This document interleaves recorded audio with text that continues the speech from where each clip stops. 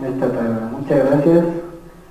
A continuación tenemos la presencia del doctor Hugo Fernando Aguiar Lozano, que nos ha visitado en esta noche. De igual manera, el currículum del doctor en educación tiene una maestría en Economía del Desarrollo, Facultad de Latinoamericana de Ciencias Sociales, sede Ecuador, Programa de Economía. Maestría en Administración de Empresas con mención en Calidad y Productividad, Pontificia Universidad Católica del Ecuador, Facultad de Ciencias Administrativas y Contables. Criminal Justice Program en Brookside College en Lincoln, en New Jersey, Estados Unidos de Norteamérica. Diplomado Superior en Comercio y Política Exterior, Facultad Latinoamericana de Ciencias Sociales, sede Ecuador. Programa de Relaciones Internacionales. Abogado, Pontificia Universidad Católica del Ecuador. Facultad de Jurisprudencia. Diploma de Bachillerato Internacional. Background Organización.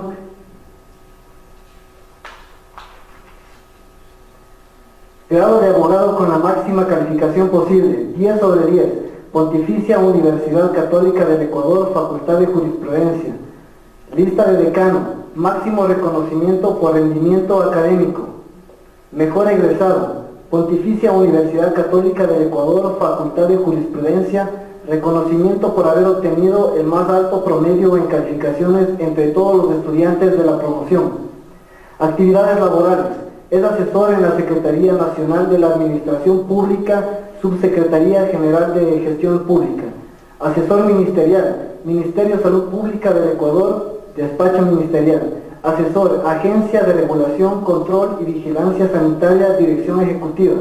Asesor, Ministerio de Salud Pública del Ecuador, Coordinación General de Planificación e Inversión. Asesor, Ministerio de Justicia, Derechos Humanos y Cultos. Subsecretaría General de Planificación e Inversión.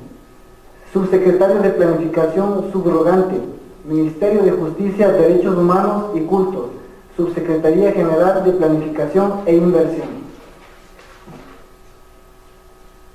Asesor ministerial, Ministerio de Justicia, Derechos Humanos y Cultos. Presidente ejecutivo de la firma jurídica Aguiar, Espín y Vélez. Publicaciones. Artículo, análisis criminológico sobre los resultados del Censo Penitenciario Ecuador 2008, publicado en la serie Justicia y Derechos Humanos del Ministerio de Justicia, Derechos Humanos y Cultos. Libre, una nueva política fiscal para el buen vivir, publicado por el Centro de Estudios Fiscales del Servicio de Rentas Internas del Ecuador, con el apoyo de la HIT, Cooperación Alemana. Artículo, análisis en dos clústeres sobre la población penitenciaria, enfoque criminológico, publicado en la serie Justicia y Derechos Humanos del Ministerio de Justicia, Derechos Humanos y Cultos. Cursos y estudios relevantes. Gerencia de la Calidad, certificado FEI, Universidad FEI, Sao Paulo, Brasil. Gobierno por resultados, GPR, certificado en fundamentos, estrategias. Derecho de la competencia, maestría, Derecho Empresarial, Universidad de San Francisco de Quito. Otros logros, varios reconocimientos, diplomas, medallas por destacado rendimiento académico, participantes y triunfos obtenidos en concursos académicos, deportivos y artísticos. Se destacan participaciones en concursos de literatura, historia, matemáticas, física, libro leído, periodismo, cine, teatro. En lo académico, varias veces diploma al mejor alumno, además de diplomas de excelencia académica y comportamiento. En lo deportivo, varias medallas por campeonatos de artes marciales, taekwondo, kickboxing, además de campeonatos de fútbol, básquetbol, voleibol, tenis, participación en campeonatos de atletismo, triatlón, natación, escala deportiva, bicicleta de montaña. Le es un gusto presentar al doctor Hugo Fernando Aguiar Lozano. Muy buenas noches con todos. Hoy quiero hacer una presentación de un tema un poco novedoso en vista de la temática general, que es la mediación en el derecho penal. Y bueno, yo quería compartirles un poco mi laboral y académica que tuve en Estados Unidos, precisamente de colaboración con el fiscal del condado de Essex en el estado de Nueva Jersey en el tema penal. Y por lo tanto, el tema de mi presentación es plea bargaining, que es el sistema no contradictorio de la justicia penal en Estados Unidos. Si bien es cierto, para nosotros en Ecuador puede sonar un poco sacado de los cabellos este tema de la mediación penal dentro de la justicia restaurativa, es más bien se usa bastante en países del common law o en países anglosajones, sobre todo en los Estados Unidos de América. El plea bargaining es un mecanismo que permite solucionar las controversias de manera mucho más rápida, y este mecanismo está establecido como una forma preprocesal dentro de los procesos penales de los Estados Unidos. En general, los abogados, la traducción es common law, les gusta enfatizar diferencias entre los dos sistemas, el sistema acusatorio y el inquisitorio. En Estados Unidos se dice inquisitorio a todo lo que viene de la tradición civil europea. En realidad no se hace una distinción como lo estamos haciendo nosotros, que en Ecuador lo consideramos un sistema acusatorio, el sistema actual que tenemos. Pero en el estricto sentido, ¿de dónde nace? Hablando de un sistema acusatorio puro, como lo tienen los países anglosajones, a diferencia de un sistema que de alguna forma es inquisitivo. Y después voy a explicar por qué. De alguna forma, en estos países del common law se tiende a glorificar los sistemas que se tiende a creer que es un sistema más protector, que permite la libertad, que hay un menor control de los agentes del Estado, y recalcan ellos sobre todo la importancia de tener un jurado lego, es decir, un jurado que no es experto en derecho, un jurado que juzga en base a su conocimiento más bien común de las cosas, y que no tiende a juzgar a las personas aplicando normas legales establecidas. Por otro lado, también se establece una igualdad formal entre las partes procesales, es decir, hay una paridad entre el acusador, que en este caso es el fiscal, y el abogado defensor del acusado. Siguiente. Entonces, el objetivo de esta charla es establecer primero, de modo más realista, esta teoría práctica del plea bargaining en los Estados Unidos para defender, por un lado, y explicar sus propósitos, y por otro lado, situar esta práctica con respecto a la distinción entre el sistema acusatorio y el sistema inquisitivo.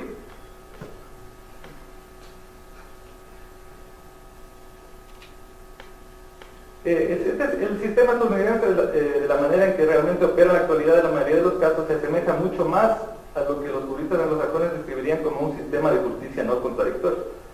Es un sistema de justicia administrativo casi, antes de que el modelo de procedimiento de partes acusatorio que ellos idealizan, ¿no?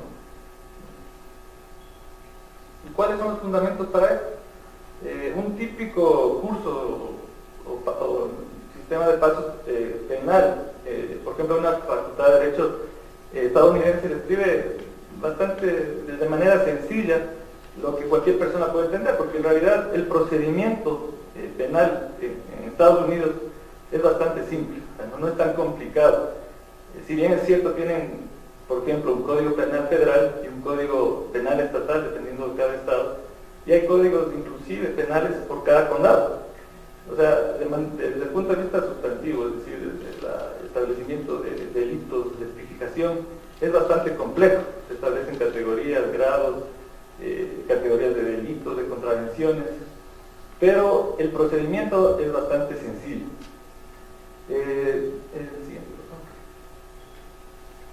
Por ejemplo, aquí tenemos, no sé si se alcanza a ver, es cómo está establecido un esquema de la secuencia de los eventos en el proceso penal. Por ejemplo, en la parte de arriba tenemos que se comete el crimen, se reporta el crimen, hay una investigación, se produce un arresto, después hay un registro de este arresto y hay una audiencia inicial frente a las autoridades en la que se decide si efectivamente se le continúa manteniendo privado de libertad al acusado o se lo deja en libertad. Y después hay una audiencia preliminar donde se establecen los cargos. Después de esta audiencia preliminar se pueden establecer inclusive las fianzas para que una persona salga. Y bueno, hay un mercado inclusive en Estados Unidos bastante interesante, que al lado de las cortes existen casas donde venden estos bonos que son garantías que tiene que dejar la persona. Por ejemplo, si se establece una fianza de $10,000, el acusado va a este centro, compra por $10,000 y tiene este título de crédito que le garantiza a la corte que va a tener que presentarse. En caso de que no lo hiciere, esta casa de bonos va y lo busca, y por eso es famoso ya en Estados Unidos estos cazadores de recompensas, que es bastante común y es algo que no lo vemos acá. En todo caso, esto permite de alguna forma que no sea el Estado el que tenga que estar buscando el mecanismo coercitivo de buscar a las personas en el caso de que no apareciesen a las audiencias a las que fueran llamadas. Y esto de alguna forma reduce también el gasto que hace el Estado en mantener a las personas privadas de libertad. En Estados Unidos, por ejemplo, en el estado de California, en Nueva Jersey, el costo de mantener un año a una persona privada de libertad es aproximadamente $50,000 por año. Cuando hicimos el análisis aquí en el Ministerio de Justicia, teníamos una relación de $5,000 por privado de libertad, que también es alto, porque si ustedes calculan mensualmente, es mayor que la remuneración básica unificada, entonces es un gasto que le estamos ahorrando al Estado.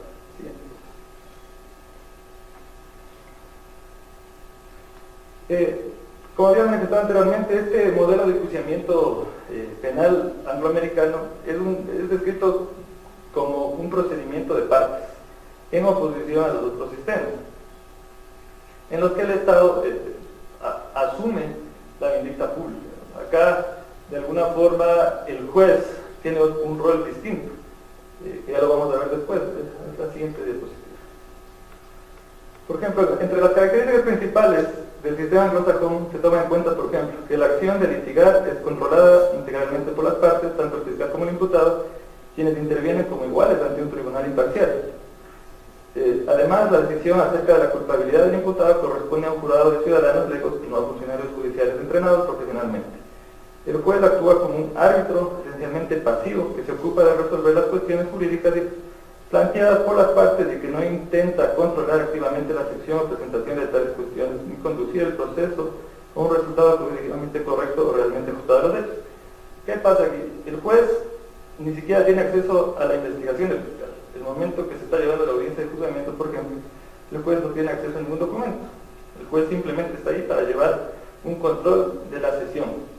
Y en ese sentido dista mucho, tal vez, de lo que se ve en las películas. El juez simplemente escucha a las partes, es como un árbitro de un partido de fútbol. O sea, no permite que se limiten dentro de las reglas del procedimiento. Y además, una vez que el jurado, que está conformado por 12 personas, haya decidido fuera de toda duda razonable que una persona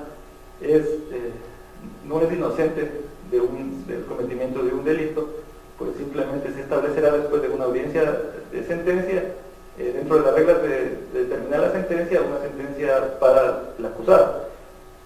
La siguiente.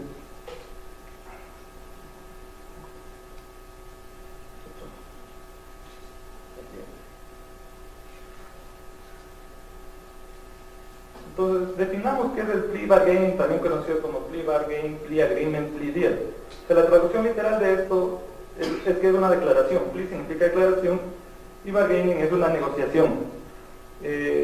Tal vez ha habido mucha discusión en cuanto a la terminología porque tiene una connotación un poco comercial, porque hay una negociación, pero hay que tener claro que efectivamente este procedimiento de resolver los casos es una negociación en el puro y más sencillo significado de esta palabra.